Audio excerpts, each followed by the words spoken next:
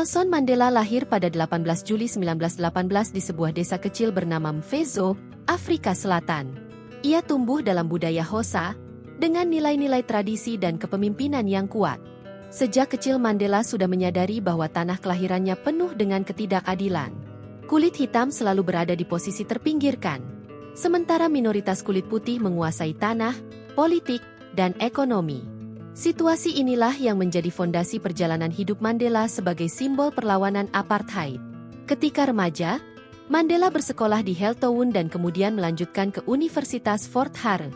Di sanalah ia mulai mengenal dunia politik mahasiswa dan mulai berani menentang aturan-aturan yang tidak adil. Ia lalu pindah ke Johannesburg, bekerja sambil melanjutkan kuliah hukum. Di kota inilah pandangannya makin terbuka. Mandela melihat langsung diskriminasi yang dilegalkan negara. Orang kulit hitam tak bisa bebas bergerak, wajib membawa pasbok, tak boleh tinggal di area tertentu, bahkan hak politik mereka dicabut total. Pada tahun 1943, Mandela bergabung dengan African National Congress, ANC. Bersama kawan-kawannya, ia membentuk sayap pemuda yang lebih radikal. ANC Youth League lahir dengan semangat menantang dominasi kulit putih yang menindas. Mandela percaya bahwa perubahan hanya bisa terjadi jika rakyat kulit hitam bersatu dan berani menentang. Aksi-aksi protes, boikot, dan mogok mulai dilakukan.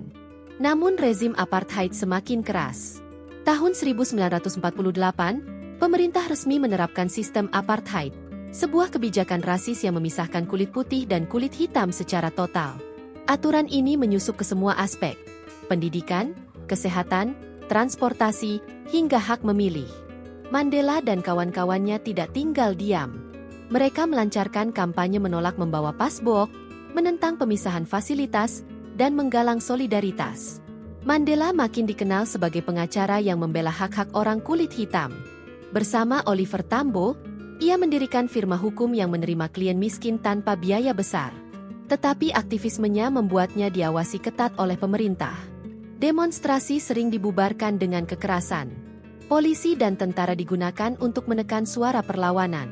Titik balik terjadi pada awal 1960-an.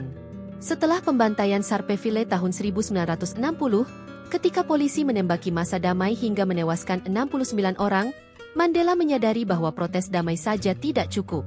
Ia bersama ANC mendirikan sayap militer bernama Umkhonto we Sizwe, yang berarti tombak bangsa. Mereka mulai melakukan sabotase terhadap infrastruktur pemerintah tanpa menyasar warga sipil. Tujuannya untuk memberi tekanan bahwa apartheid tidak akan bertahan selamanya. Namun pemerintah bergerak cepat. Tahun 1962 Mandela ditangkap dan dijatuhi hukuman 5 tahun penjara. Tak lama kemudian, dalam operasi besar, ia kembali diadili dalam Rivonia Trial. Kali ini ancamannya hukuman mati. Di ruang pengadilan, Mandela memberikan pidato yang kemudian menjadi salah satu pidato paling bersejarah abad ke-20. Ia mengatakan bahwa ia berjuang untuk demokrasi, kesetaraan, dan kebebasan. Jika perlu mati untuk cita-cita itu, ia siap.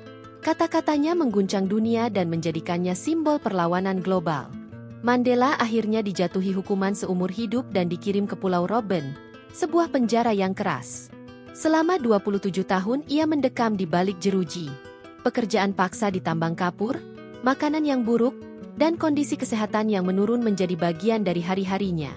Namun di balik dinding penjara, Mandela tetap memimpin. Ia memberi semangat pada tahanan lain, mengajarkan pendidikan politik, dan menjaga tekad agar perjuangan tidak padam. Dari balik jeruji itulah namanya makin besar. Dunia internasional mulai menekan Afrika Selatan.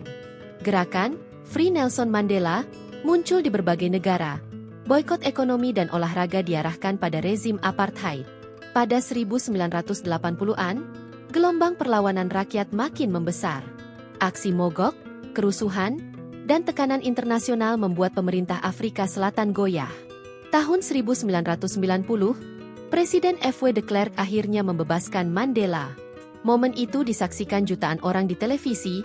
Mandela berjalan keluar penjara dengan senyum tenang, menggandeng tangan istrinya Winnie. Itu bukan sekadar kebebasan seorang pria, melainkan simbol runtuhnya tembok penindasan. Setelah bebas, Mandela menyerukan rekonsiliasi. Ia menolak balas dendam, Meski ia dan bangsanya telah menderita selama puluhan tahun, Mandela tahu bahwa perdamaian hanya bisa dicapai dengan menghapus kebencian. Ia bernegosiasi dengan pemerintah kulit putih untuk membentuk sistem demokrasi baru. Tahun 1994, pemilu multiras pertama digelar di Afrika Selatan. ANC menang telak, dan Nelson Mandela dilantik menjadi presiden kulit hitam pertama dalam sejarah. Sebagai presiden, Mandela berusaha menyatukan bangsa yang terbelah. Ia membentuk Komisi Kebenaran dan Rekonsiliasi untuk membuka luka masa lalu tanpa memperpanjang dendam. Mandela juga menggunakan simbol-simbol persatuan, termasuk mendukung tim rugby nasional Afrika Selatan, yang selama apartheid dianggap simbol kulit putih. Gestur ini mengirim pesan bahwa negara baru harus dibangun bersama. Meski menjabat hanya satu periode, warisan Mandela begitu besar. Ia meninggalkan jejak tentang bagaimana seorang tahanan politik bisa menjadi presiden yang memaafkan musuh-musuhnya. Dunia memberinya penghargaan Nobel Perdamaian tahun 1993 bersama F.W. de Klerk atas usaha mereka menghapus apartheid dengan damai. Nelson Mandela wafat pada 5 Desember 2013, namun kisahnya tetap hidup. Ia bukan hanya tokoh Afrika Selatan, melainkan ikon global. Namanya identik dengan keberanian, kesetiaan pada keadilan, dan kekuatan memaafkan. Dari desa kecil Mvezo hingga panggung dunia, Mandela membuktikan bahwa satu orang bisa menjadi simbol harapan bagi jutaan jiwa.